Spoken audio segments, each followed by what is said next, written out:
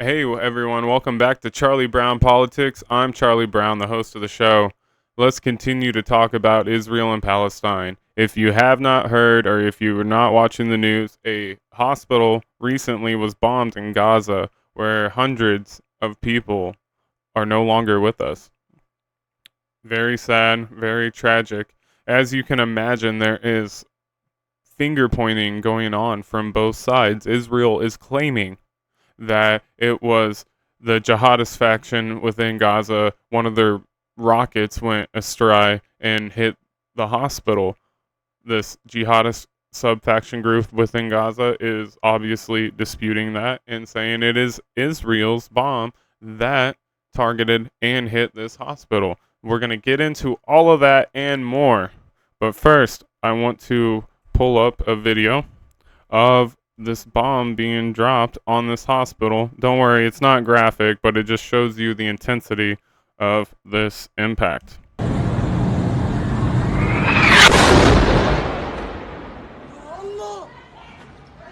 يا الله يا الله يا الله مستشفى انجليزي مستشفى انجليزي يا رب الحمد لله يا رب. Alright, I'm going to play it one more time. If you didn't before, turn up that volume because listen to this impact. It is so intense. It's just, it's terrible. So, here we go.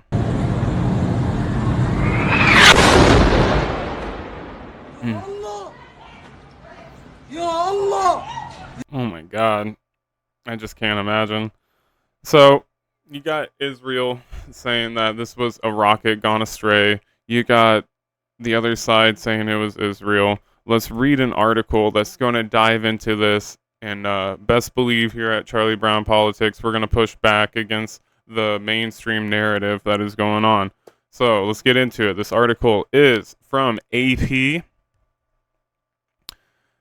After blast kills hundreds at Gaza Hospital, Hamas and Israel trade blame as rage spreads through the region. Sorry, give me 1 second.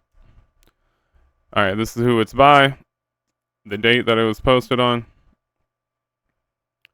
A massive blast rocked a Gaza City hospital packed with wounded and other Palestinians seeking shelter Tuesday, killing hundreds of people, the Hamas-run health ministry said.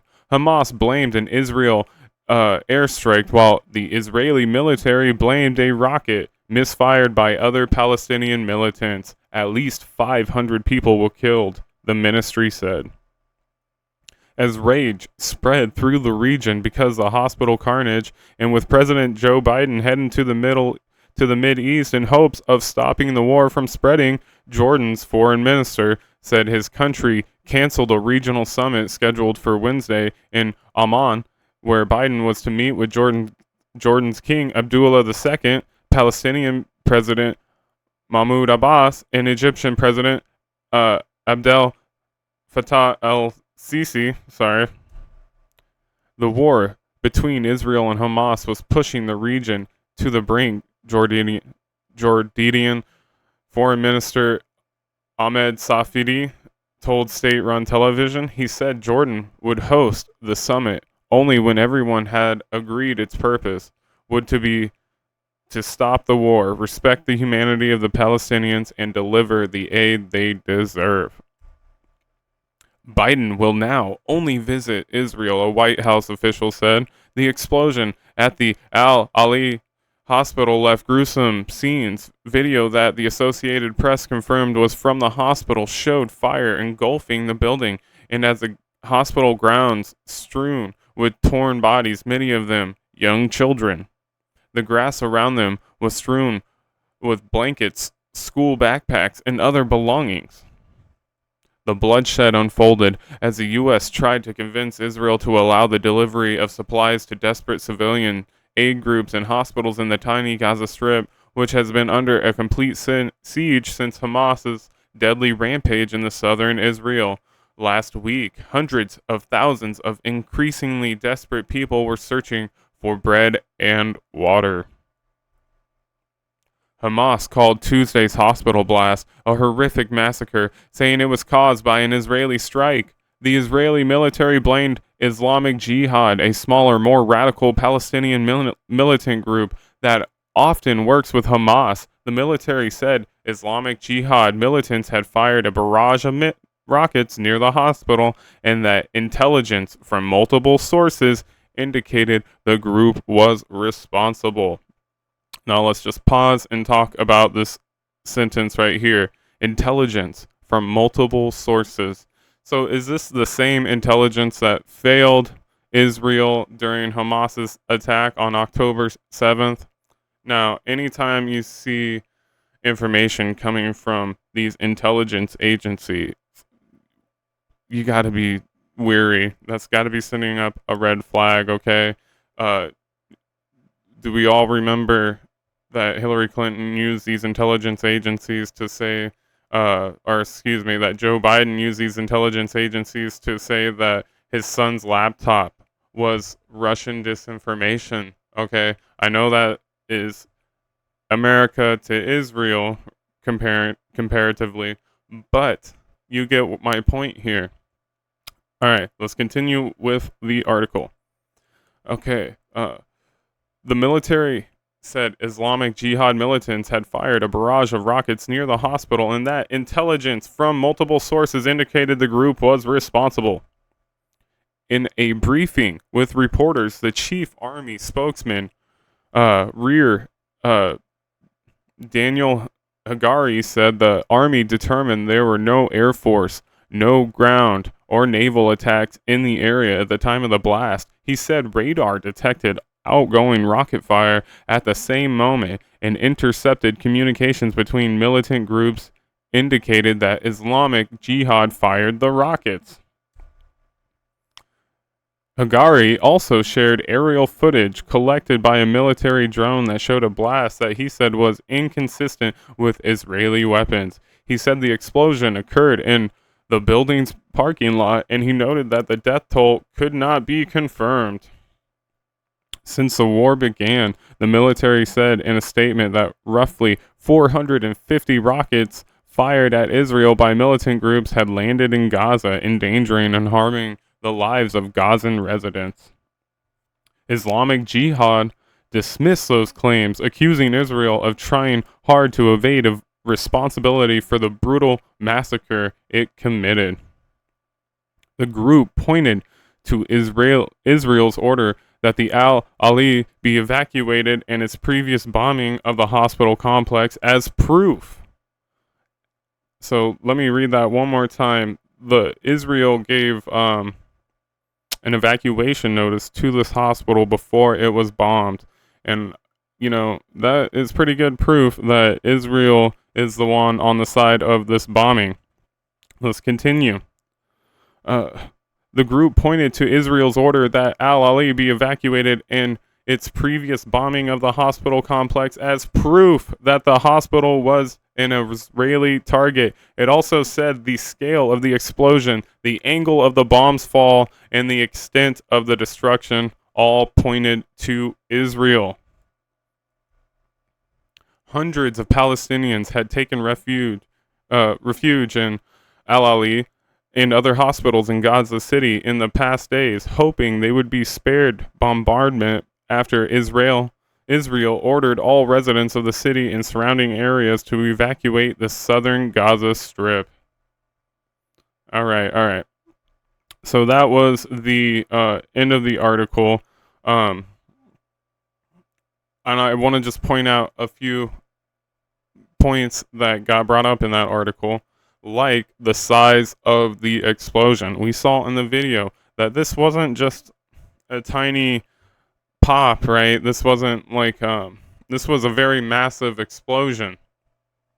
Now, from what I have gathered up, the militant groups inside of Gaza do not have this type of firepower, okay? They're rockets. They call them rockets, not bombs, indicating that they're smaller, cannot take out an entire building. Their rockets, the damage that gets done from those rockets, I hear, takes out parts of buildings, not a complete building, and it only, kills up to like 10 to 15 people, not hundreds. All right. So if I had to compare it, or make an analogy of it, a rocket from Hamas you can compare to a bottle rocket. Okay, that's something my mind can wrap around. The bombs from Israel you have to compare to not only M80s but like quarter sticks of dynamite, half sticks of dynamite. So that's the firepower difference that we're seeing between both sides. Okay, Gaza is very poverty stricken, not a lot of resources. They don't have a navy, they don't have an air force, and so that would be my evidence that I am leaning that Israel is responsible for this atrocity. Now let's continue, okay?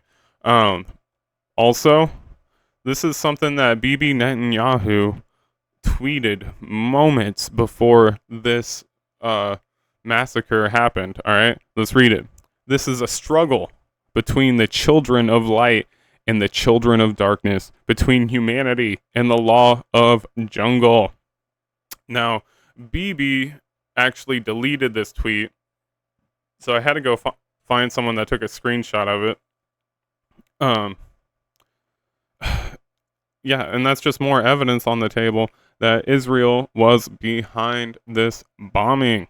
So, and you can just tell that, God, what a disgusting tweet, okay?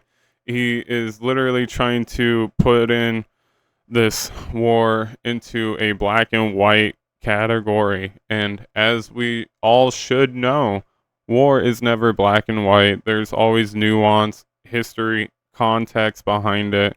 And to just label any group of people as being completely good or completely bad, what are we, 5?